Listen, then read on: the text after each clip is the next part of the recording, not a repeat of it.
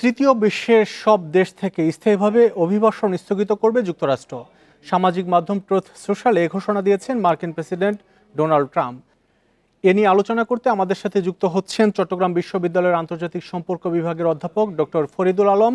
জনাব ফরিদুল আলম, আপনাকে স্বাগত আমাদের এই আয়োজনে। শুরুতেই যে বিষয়টি জানতে যাচ্ছি, এই যে ট্রাম্পের এই সিদ্ধান্তে আসলে কি ধরনের সংকট তৈরি হবে, আর বাংলাদেশ কতটা ঝুঁকিতে আছে এই সিদ্ধান্ত যদি কার্যকর হয়? আপনাকে ধন্যবাদ। ট্রাম্প যে সিদ্ধান্ত দিয়েছেন এটিকে বলা হচ্ছে যে মার্কিন অভিবাসন নীতির জন্য একটি বড় ধরনের ভূমিকম্প। এখানে বাংলাদেশ তো অবশ্যই, আপনার যে প্রশ্ন করেছেন, বাংলাদেশ তো অবশ্যই ক্ষতিগ্রস্ত হবে, কেননা বাংলাদেশে হাজার হাজার বাংলাদেশি মার্কিন যুক্তরাষ্ট্রে অবৈধভাবে বসবাস করছেন। যদিও মার্কিন অভিবাসন নীতি দীর্ঘদিন যাবৎ অনেকটাই ঢিলাঢালা এবং যারা বসবাস করছেন তারা সেরকম কোনো সমস্যার মধ্যে না পড়লেও একটা আতঙ্ক থেকে যায়, স্থায়ী হতে না পারার যে আতঙ্কটা, এবং সেটা একটা দুশ্চিন্তা থেকে যায়। তারপরে একটা সময় দেখা যায় মার্কিন যুক্তরাষ্ট্রের যে রাজনৈতিক নীতি পরিবর্তন করার পরে, একটি নির্দিষ্ট সময় বসবাস করার পরে তারা কোনো না কোনো নিয়মের মধ্যে দিয়ে স্থায়ী হতে পারেন, যেটি জো বাইডেনের সময় লক্ষ লক্ষ বিভিন্ন দেশের নাগরিকদেরকে এরকম ভাবে স্থায়ীকরণ করা হয়েছিল। কিন্তু গত বুধবার দিন হোয়াইট হাউসের কাছে ন্যাশনাল গার্ডের যে সেনাদের উপর গুলি বর্ষণ এবং নিহত হওয়ার মধ্য দিয়ে, এবং যেটি বলা হচ্ছে এটার সাথে জড়িত ছিল আফগানিস্তানের নাগরিক বা অবৈধ অভিবাসী যারা ছিল।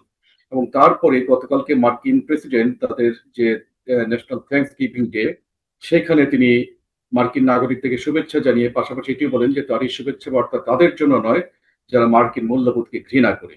এবং তিনি স্পষ্টভাবেই ঘোষণা করেছেন যে তৃতীয় বিশ্বের দেশগুলো থেকে স্থায়ীভাবে অভিবাসন বন্ধ করে দেওয়া হবে।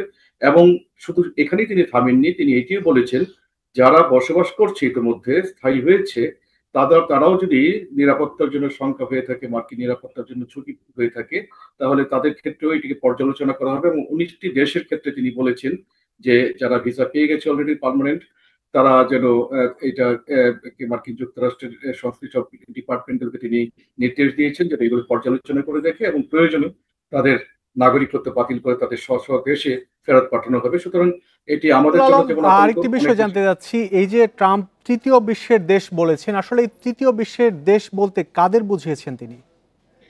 তৃতীয় বিশ্বের দেশ বিষয়টা তিনি স্পষ্ট করেননি। এখানে কোন কোন দেশগুলোকে তিনি তৃতীয় বিশ্বের দেশ এখানে মিন করেছেন। তিনি শুধু বলেছেন তৃতীয় বিশ্বের দেশগুলোকে এখানে স্থায়ীভাবে অভিবাসন বন্ধ করে দেওয়া হবে। তবে এখানে আমরা ধারণা করতে পারি নিশ্চিতভাবে সেখানে হয়তো আমরাও থাকবো। এবং আমরা মূলত একাডেমিক্যালি তৃতীয় বিশ্বের দেশ বলতে যে দেশগুলোকে বুঝি, তৃতীয় বিশ্ব যুদ্ধোত্তর পরের সময়ে যেসব দেশগুলো স্বাধীন হয়েছে, এবং শুধু সেখানেই না, তার মধ্যে আপনার তার আগের কিছু দেশ রয়েছে এবং তার পরের কিছু দেশ রয়েছে যারা অর্থনৈতিকভাবে সমৃদ্ধশালী হয়েছে।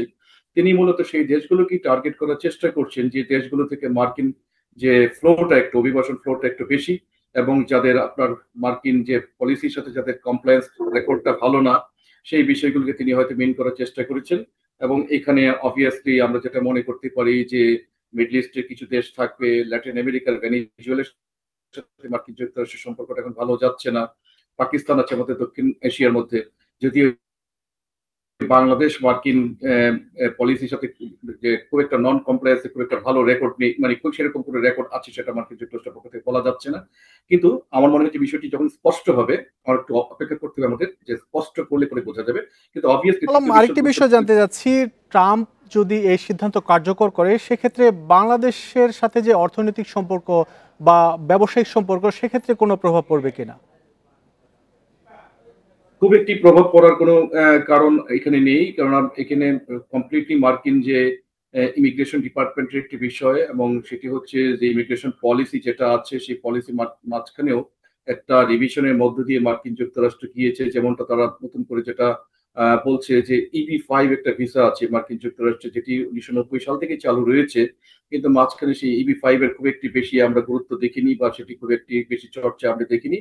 ডোনাল্ড ট্রাম্প ক্ষমতাসীন হওয়ার পরে তিনি যেটি ঘোষণা করেছেন, EB-5 ভিসাটি তিনি পুনরায় চালু করবেন। অর্থাৎ যদি কোনো ব্যক্তি মার্কিন যুক্তরাষ্ট্রে $1 মিলিয়ন বিনিয়োগ করে, তাহলে তিনি সহজেই গ্রিন কার্ড পাওয়ার উপযোগী হবেন। সুতরাং তারা ওই পলিসিকে সামনে নিয়ে এখানে সবার ক্ষেত্রেই যে ট্রাম্প যেটি বললেন এটি বাস্তবে চর্চা করতে পারবেন কিনা বা প্রয়োগ করতে পারবেন কিনা, এটি বেশ সন্দেহের বিষয়। কেননা এখানে মার্কিন অনেক কর্পোরেট যারা আছে তারা অনেকাংশে তৃতীয় বিশ্বের শ্রমবাজারের উপর নির্ভরশীল, সুতরাং এটি একটি বিষয় আছে। মানবাধিকার বিভিন্ন গোষ্ঠীগুলো আছে যারা ইতিমধ্যে যেটি বলেছে মার্কিন যুক্তরাষ্ট্রের এই নীতিটিকে বা ট্রাম্পের এই ঘোষণাটিকে তারা বলেছে মানবাধিকার পরিপন্থী।